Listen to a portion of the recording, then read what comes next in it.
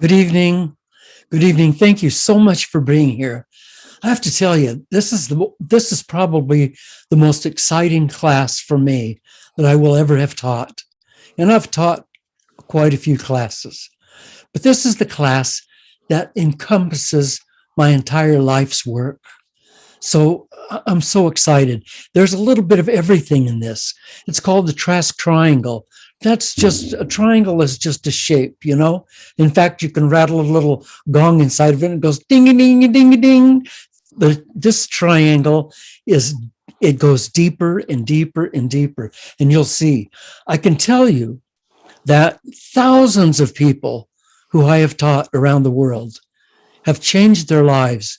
Some of them became famous film stars or actresses or actors or government leaders or athletes and all kinds of other incredible dreams have come true. The real dream is to be, do, and have what your life asks of you because you're different than anyone else. You're not like me. You're not like someone else. You're different. What it will take to fulfill you is not what it would take to fulfill me, is it? So this triangle is not developed so that it's only for a certain class or type of people. It's for human beings being human.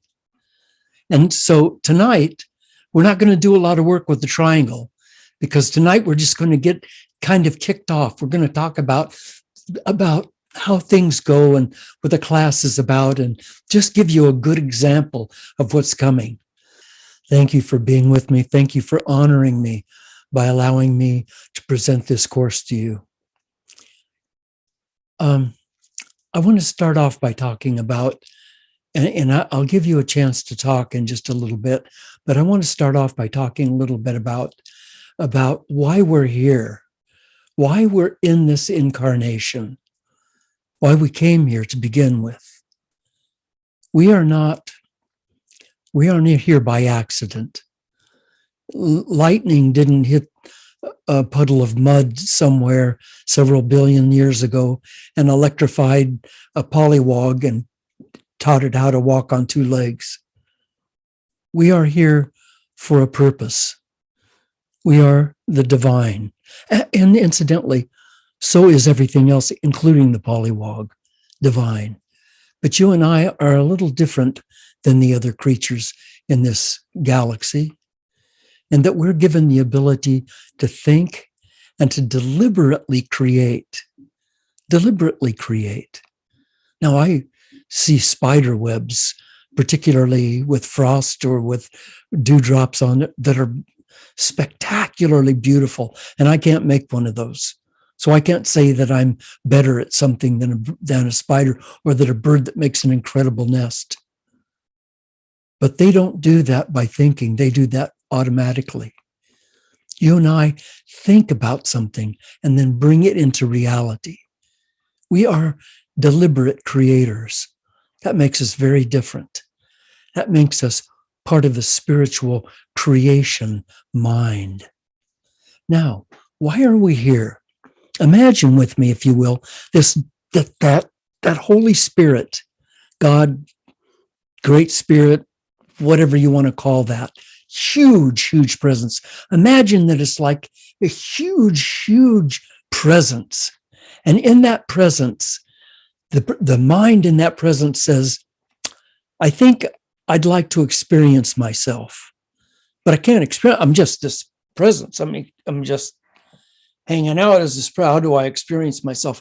I know what I'll do. I will send myself as an individual here and as an individual there and as an individual there. And then those individual me's will have a chance to experience each other. Oh, and I'll set up a country, a land, and a sea and mountains and shores and experiences. And they'll all go through all of these experiences and they'll stumble and they'll fall and they'll get up and they'll laugh and they'll cry and they'll go through those experiences. And in the process of doing that, I will be able to experience myself and I will grow in wisdom and joy. So imagine that. that your purpose in being here is to experience and express yourself and thereby grow in wisdom and in joy. To experience and to express yourself. And so you see, if you experience and don't express, then it doesn't turn into wisdom and joy. It's like if you go to a job and you work 8 hours and the guy gives you the paycheck and you take it to the bank and cash it and they say, we're not going to give you any money, but we'll keep your check. You got nothing for it. If you go through an experience and you don't express it, it's only half of the growth. You need to express that. So if you stub your toe, you can scream, damn it, damn it, damn it. That's an expression. If you lose a loved one, you sob. If you're depressed or anxious, you call a friend. Perhaps you sing. Perhaps you sing the blues. Perhaps you get out your harmonica and you play, but you express what you're going through. And when you express it, it becomes who you are. You grow in wisdom and in joy. But if you go through an experience and you don't express it, nothing changes. And you know what? Then you'll go through that experience again and again and again because you didn't get it. Have you noticed that? Some experiences just keep coming right back and biting you because you don't express them. You don't become one with them. Because once you become one with them, then you can move on. And until then, you can't move on. So experiencing, now I'm going to ask you for your thoughts about this. So listen carefully, and then I want to hear your thoughts.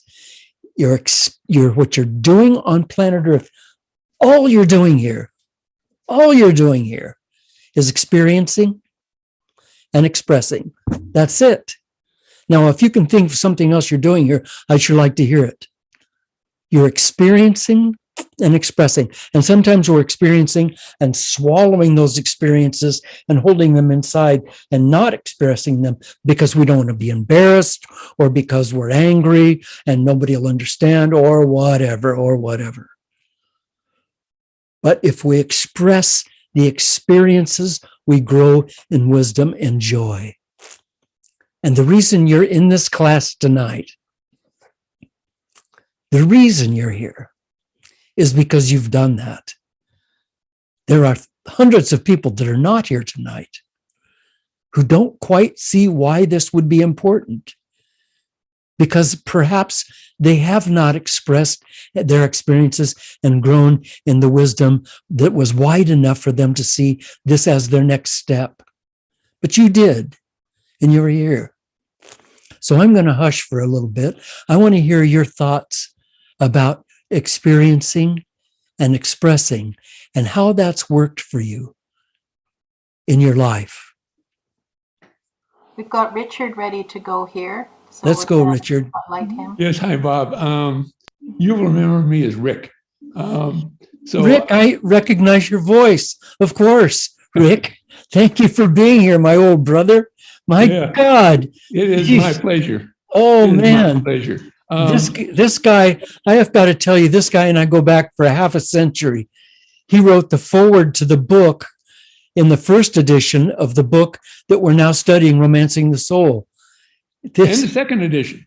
And the second edition. Thank you. Thank you. My pleasure. Well, I'm not part of the Vancouver group there yet. I am coming to you from Southern California, and I'm here, and yes, I always view Earth as sort of a summer camp for the soul. It's a place where our souls we go for a holiday to learn new things, to try new things, and to be, and that I think is what we are doing here now. I'm here now because I I turned into Reverend Bob's Sunday presentation a week and a half ago, where he talked about risk. And I thought, okay, yeah, I understand risk. This is good. And then what really hit me was at the end of that, during the Q&A session, a gentleman phoned in or somehow got in, and he said, well, what about if you're retired? And I went, because I retired a couple years ago, and I was in the triangle I was being, and Bob's answer, as is so always the case, just answered the caller, and it hit me right in the head. Bob answered, "You're not retired. You're on the verge of this next segment of your life." And I went, wow, he's right. So I'm here. God bless you, Rick. Thank you for the opportunity, Bob. It is so good to see you back again. Incidentally, for the rest of you, Rick was a top brain scientist at the University of California in Irvine for his career, and he has guided me. I mean, I have made so many big offerings and big statements about how the brain works and the mind works. And I always call up Rick and I say, I'm about to say this. Is it right? And he's always been there in my corner for me. Thank you, my brother. I love you. I love you, Bob. We've got Uta up next. Uta, step up, dear. Am I off mute? Yeah, okay. I guess for me, the stumbling block sometimes feels like being a lifelong spiritual seeker. The only thing I've ever wanted is to be a clear passage for spirit. But some of my early teachers, Louise Hay, among others, said, work on yourself and leave others alone. And I think that in some ways sometimes holds me back from the expressing part of the equation. See, here's the thing is that a lot of us are lifelong seekers, and oftentimes we're not lifelong finders. We keep seeking. A cousin of mine, when I lived in San Diego, not far from Rick Robertson here, my buddy, a cousin of mine who was a rock guy took me into the desert over in California and then back across the border into Mexico to a special little mountain. And this mountain was covered with garnets and petrified wood that had agatized or even opalized. It was just beautiful everywhere. It was just beautiful. And he was filling his pack. And I picked up a piece and I'd say, I can find a better piece. And I'd find it, I can find. So I find when we finally hiked back out, and we got back out to the car, about 15 or 20 mile hike, got back to the car, I had like 6 pieces. He had a whole pack full. The lesson for me was this. When it's time to harvest, you've got to harvest. When it's time to harvest, you've got to harvest. The opportunities for spiritual growth are constant and consistent, and we skip over the top of those and keep moving on to somewhere else, saying, oh, well, I'm still seeking. No, be a finder. The brilliance of Holy Spirit is alive inside of you right now, right? Not tomorrow, not next week or next month, right now. And only when you know that and accept that, can you then begin to see the next step and the next step and the next step of evolution and of growth. But you've got to stop looking and start accepting that you're already there. I get that. I totally get that. I mean, when I'm in nature, I'm totally aware of the interconnectedness of every molecule in being. I experience magic in so many areas of my life, but there's still a disconnect on some. It's the but that I just heard. Mm-hmm. So you need to maybe get your butt out of the way. It's because there isn't a disconnect. There isn't a disconnect. You are connected. You're connected to me, Uta. You're connected to my world. You're connected. You're not trying to connect. You're connected. You're connected to Holy Spirit. Holy Spirit is connected to you. All that's left is for you to realize that, to recognize that, to accept that. And that'll take some work because you've been neglecting that and turning away from it for so many years, thinking there's something more, there's something more, there's nothing more. This is it. And once you take a bite of this pudding, you'll feel that there's nothing else necessary. But you have to be here now in this place. I love you, dear. Thank you. We've got Anne up next. Good Hello, evening, Anne. everybody. Good evening. Good evening. I just wanted to quickly share that when I was a child, I was very, very shy. And I remember going into kindergarten when I was 4 years old, and I had not gone to a preschool here. And I was struggling with English, even though I grew up here. I was born in Vancouver.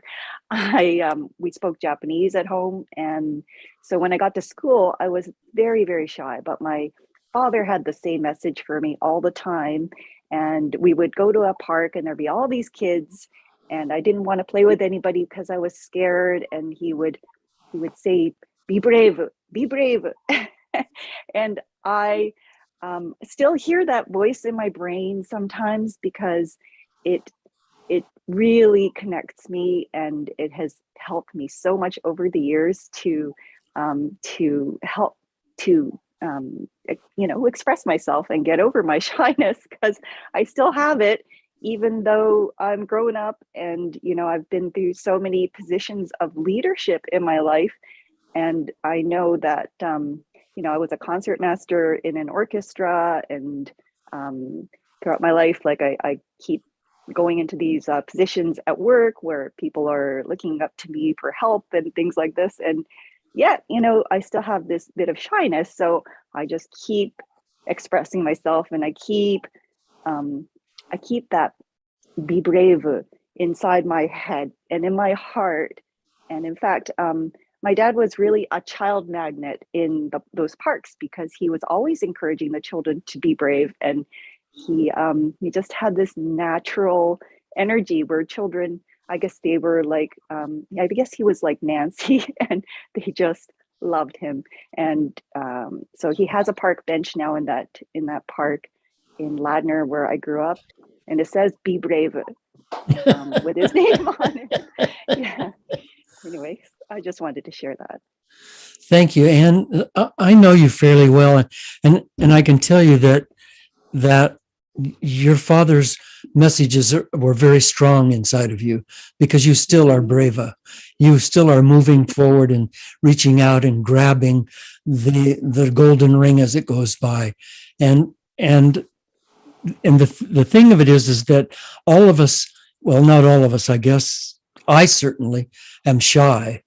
I mean, if you don't know me, you think, well, here's this kind of famous guy and he's always out giving speeches and stuff. But see me at a party sometime, I'm standing in the corner quietly watching people. I'm not a mingler. I don't do small talk. I'm no good at that stuff. So I really understand. And yet there's a light that shines in me that's supposed to be expressed.